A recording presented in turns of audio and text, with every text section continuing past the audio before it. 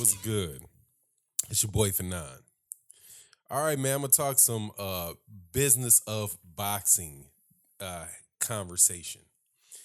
An article came out today, and actually there was one yesterday. Eddie Hearn and Matchroom are, they are very consistent with their media relations and putting out messages about Matchroom Boxing's ventures. And of course, they couch it in a way where it is supposed to be good for boxing, good for fighters. And we know that they have a partnership with DAZN, a streaming application, where they have a set number of fights over 4 years with a 4 year option. Uh, and I think it's either six. I think it's 16 fights in the U.S. and 20 cards, or 16 cards in the U.S. and 20 cards in the UK. And so there's been a couple of articles that came out where Eddie Hearn said that they weren't going to make the mistake that the PBC made. And I have to suppose that the mistake that he's talking about making is, well, what he mentioned was having fighters fight once a year, and how he needed to be careful not to sign too many fighters. And the specific quote that he had was, I've been talking to a dozen fighters over the last month, and we've got to be careful. We got to make sure we don't get too many and fall into the same trap others have and box you once a year. That's not good enough. Our selling point is we will box you 3 or 4 times a year as a championship fighter whenever you want. If you're a young fighter, if you're out of the Olympics, if you're out of the national team, you can box 8 times a year across platforms. You can even box in the UK, said the promoter. And this is also great news for our UK fighters because they're going to box in America, and we're going to build these guys. Said Hearn, who, when asked what stateside boxers he was interested in, he lists the likes of Deontay Wilder, Mikey Garcia, Jamal and Jermell Charlo, and Errol Spence and Adrian Broner. They don't have a promoter. All right, and that's the gist of it. Now, as people should know in this channel, I'm a boxing fan, right? I look at things from the point of view of a boxing fan. Also, when I listen as a boxing fan, I know who I want to do business with, who I want to pay my money to. I want to pay my money to the fighter. I don't care about a promoter. I don't care. And if I didn't have to deal with the distribution network to see the fight, I wouldn't care about them either. I just don't care about the middlemen, because the value proposition for a fight fan is you give your money and you get the best fight that you can possibly get with the highest quality fighters you can in exchange for your money. That's the value proposition, right? That's to use Eddie Hearn's word, that's the selling point for me. Now, the boxers, they have a different one, which is the reverse. I want to make as much money as I can for a fight and save my money so that I can choose whether or not I want to fight again, right? And you do the things that are necessary in order to get to the point where you can make that type of purse, right? And as you're just starting off in the workplace, you're going to make less money, but theoretically, the further you go along, the more money that you're going to make, and the more ability that you are to going to be able to pick for yourself, because you've made this money, whether or not you're going to fight again, or you fight again, or when you're going to fight, right? Because your purpose again is, for a boxer, their proposition is, I'm a prize fighter. I have a skill in boxing. I'm going to use that to make money. Simple. And who are you making the money from? You are making the money from the fight fan. The money is going to be filtered through distribution networks, platforms, or whatever. So DAZN, if they pay the licensing fee, because that's what they're paying a licensing fee per fight. that money is going to come from people who subscribe and pay their money to the zone. That's it, right?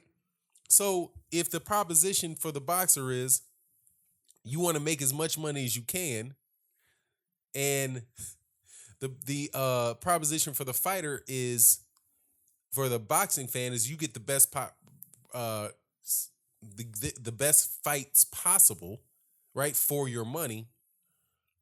I'm trying to see how in the world what Eddie Hearn is talking about is good for anybody. I don't see it.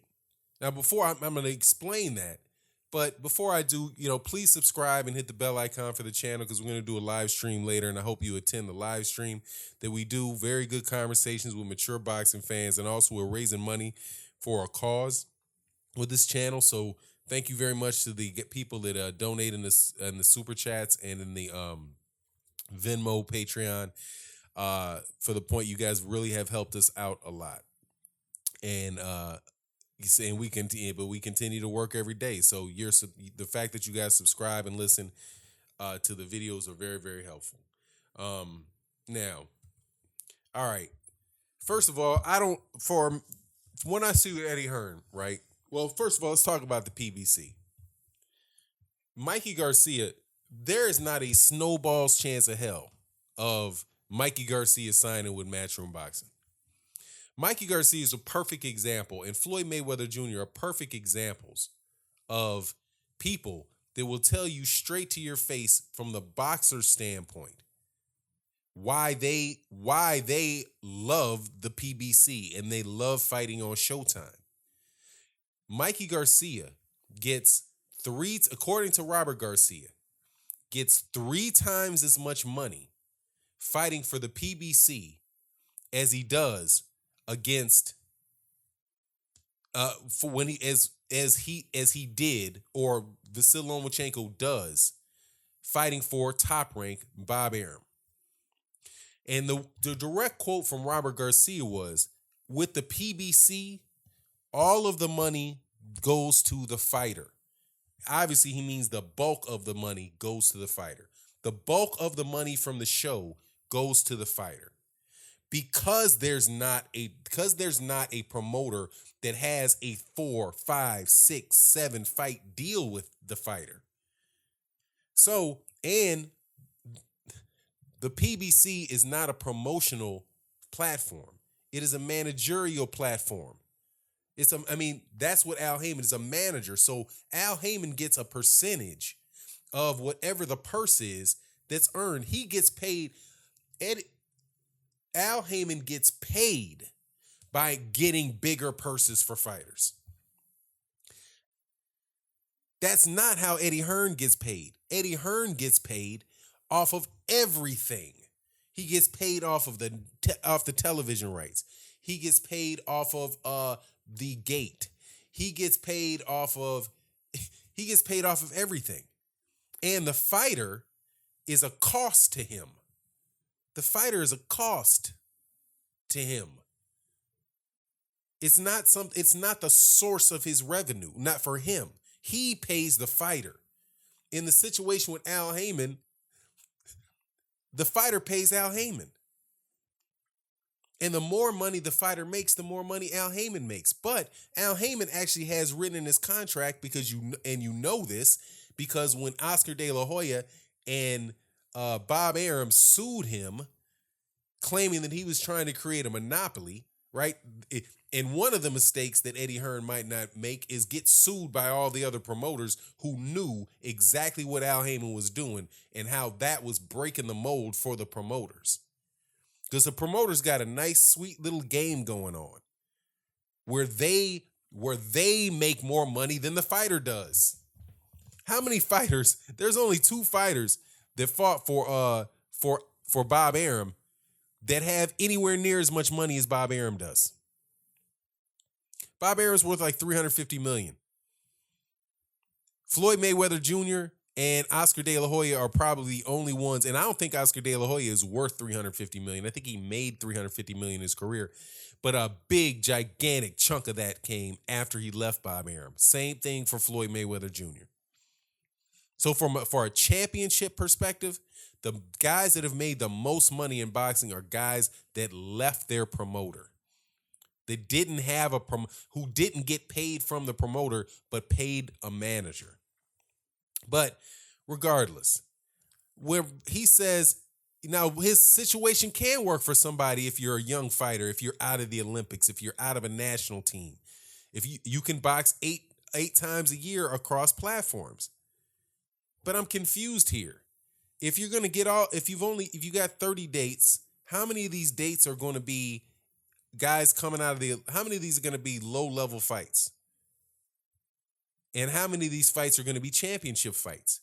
Because if he says we're going to box you, if he says that if you're a championship boxer, we're going to fight you 4 times a year, right? 3 to 4 times a year whenever you want. And I suppose these are going to be championship level fights. How much is he going to, but I won't even get into that. The question for the boxer is how much are you going to pay me? How much are you going to pay me for these fights, for a championship level fighter? For guys that are coming out of the Olympics, or guys that are coming off a national team, or people who are looking for an opportunity to get seen and get discovered, that an extra platform very well may work. But in the United States, to add a 4th platform for championship fighters like Deontay Wilder, Mikey Garcia, Jermall Charlo, Errol Spence, and Adrian Broner, and you are not going to increase their pay per fight, and I don't see how you're gonna. And see, the thing that Eddie Hearn said about it was that we get a bigger licensing fee per fight than they're paying on HBO and Showtime. That may or may not be true, but even if it is true, how much of that fee is Matchroom Boxing taking? Because if I pay, and I don't know the numbers, I'm going to be interested to see how this thing plays out, quite honestly. But if you say that, and I'm just going to use real simple numbers, if Showtime pays $75 and DAZN pays $100, but the fighters get $70 on Showtime, and the fighters get $50 on DAZN, how's that better for the fighters? It wouldn't be. It doesn't matter how much the licensing fee is, how much money are you actually getting paid? So Eddie Hearn's got a bit of a challenge for him. And then there's the whole issue of you being able to do what it is that you want to do when you want to do it. Because there's been a lot of times when promoters have signed fighters, then they promised them something. You know, our selling point, right? Our selling point is this. We're going to tell you that you'll box 3 or 4 times a year as a championship fighter. And if you're an Olympic guy or coming out of a national team, we're gonna box you 8 times a year across our platforms. That's a selling point. How many times have people been sold things and they didn't get what they were selling? They didn't get what they were offered. And if they sign you for, what's Anthony Joshua's deal? I think he signed Anthony Joshua to a 3-year deal. Let me look at this real quick. But I think Anthony Joshua, that $100 million deal, and I don't know what that means. People have asked my opinion on what I think about that.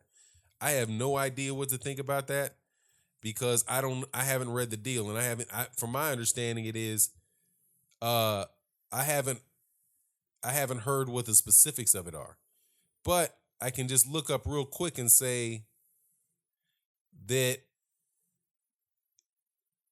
I don't know how many years it's supposed to be. I've heard 3 years, but just say it's 3. Oh, it's a 3-fight deal. That is a good deal. $100 million fight over pounds over 3 fights. Eddie Hearn and those guys are trying damn hard to keep Anthony Joshua away from Al Haymon and those guys. If you're saying we're going to give you 100 million pounds over 3 fights, yeah, that just tells you right there they're under a lot of financial pressure to keep him. But most of these deals can wind up being 6 fight deals, 8 fight deals, right? 6, 8 fight deals. And if the 6, 8 fight deal doesn't have uh and I think it's 6 in the United States, I think you can do 6 fights or 2 years is the limit by the Ali Act. I'd have to look that up again, but I think that's 2 years. But if you get 2 years, if you get an advance and they try to sign an advance, you can get there's all kind of different ways where boxers wind up getting stuck in those contracts and can't get out of them, wind up having to buy themselves out of them. Even when the contract's up, they can just, if you have a promoter that just has a lot of money, they can take you, which these guys do, and a lot of lawyers, they can just take you through, they can take you to court, right? And set an injunction and keep you from fighting. I think Mikey Garcia sat out almost 2 years.